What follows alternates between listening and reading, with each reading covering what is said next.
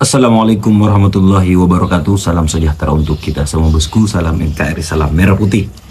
Ya, Irma Caniago lagi mabuk guys. Kenapa? Karena tak terima dikatai kumpulan dari majikannya, Pak Mulyono itu adalah orang-orang mabuk. Maka Irma Caniago ternyata kemudian ngamuk kepada Ban Noel. Tak terima ya. Itu salah satu bukti bahwa memang Irma Caniago ini ialah ternak paling setia daripada Pak Mulyono. Si paling membela dengan keluarga Mulyono. Agak lain kan si Irma ini. Oke bosku, mari kita simak videonya.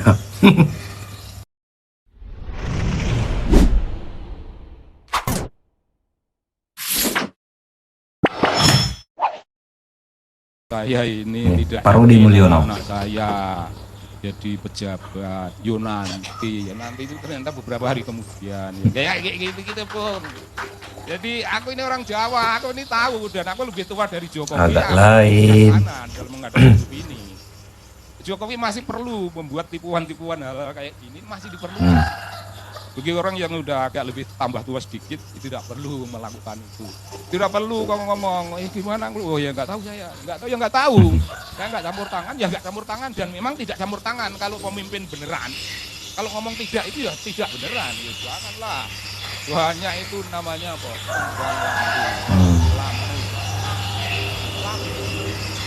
Kalau pemimpin sudah pandai berlami-lami, tidak ngerti hal-hal yang namanya simbol, tidak ngerti hal-hal yang namanya paslon, tidak mengerti apa yang namanya sindiran, tidak perlu mengerti apa yang namanya bedanya.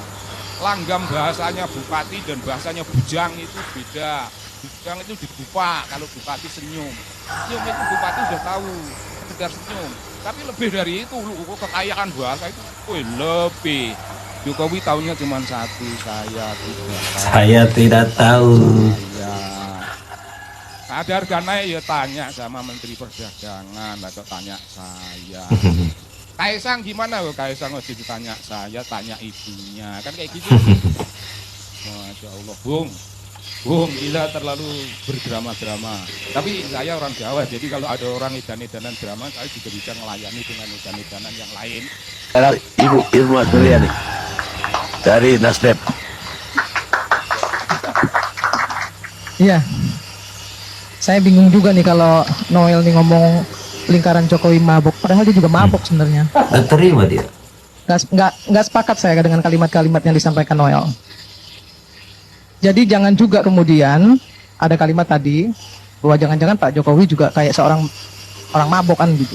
Enggak, saya tidak pernah menyampaikan itu nih. Jadi gini, mungkin presiden tidak paham tentang demokrasi. Nah itu dia. Itu. Anda tidak saya keliru sampaikan kalau Anda menyatakan Jokowi mabuk. Anda keliru kalau menyatakan bahwa jangan-jangan Pak Presiden tidak memahami arti demokrasi. Karena presiden membiarkan namanya gagasan tipe Nggak ada presiden membiarkan itu. Udi. Presiden sudah menyampaikan. Presiden, Sebentar Diam Noel. Presiden sudah menyampaikan bahwa saya tidak bersedia. Udah kok berkali-kali bahkan. Nah kalaupun ada yang mau menyampaikan mau 3 periode, 4 periode, 5 periode, jangan salahin Jokowi. Masa orang korengan yang Jokowi juga yang salah? Salahin lah yang namanya partai politik yang mau dukung. Ngamuk. Partai politik yang mau dukung itu yang salah. Kenapa harus nyalahin Jokowi?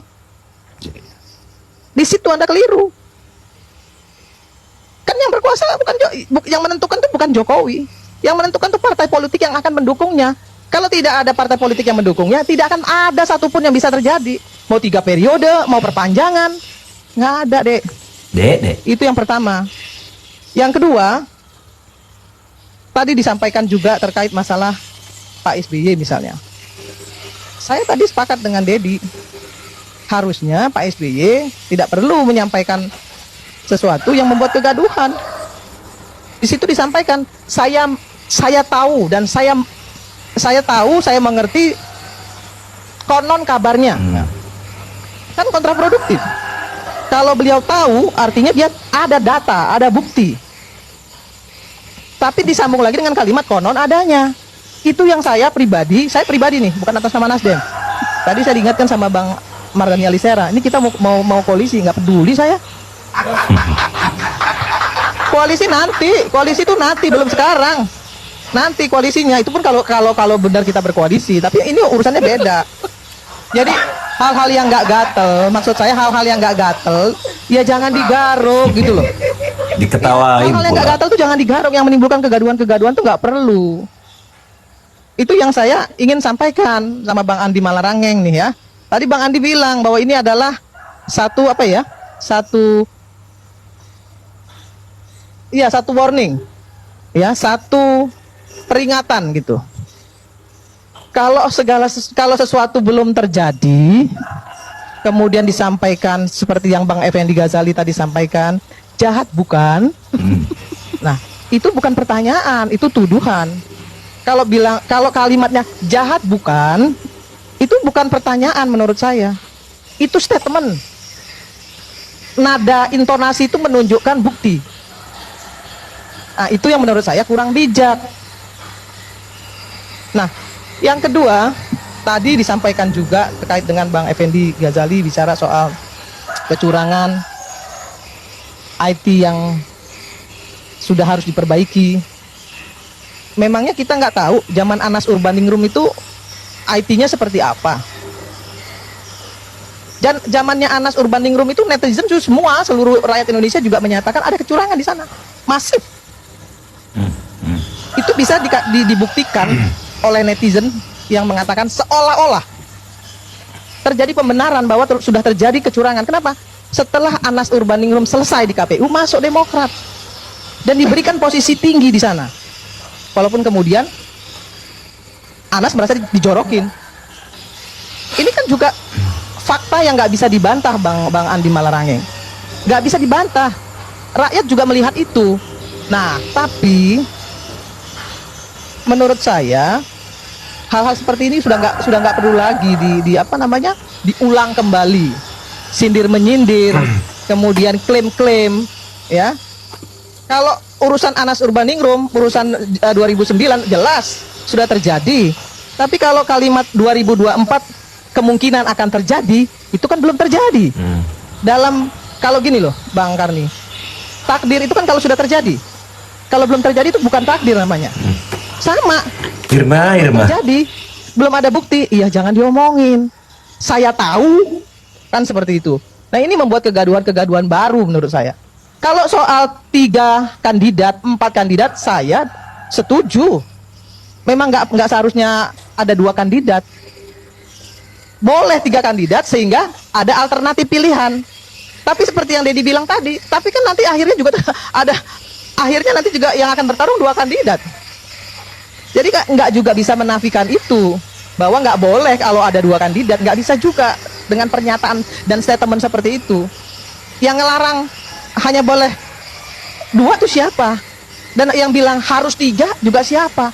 Semuanya kan tergantung dengan partai politik yang berkoalisi. Gimana nih menurut kalian? Si Irma Caniago tampaknya tidak pernah terima ketika ada yang ngata-ngatain majikannya, Mulyono. Agak lain memang ya.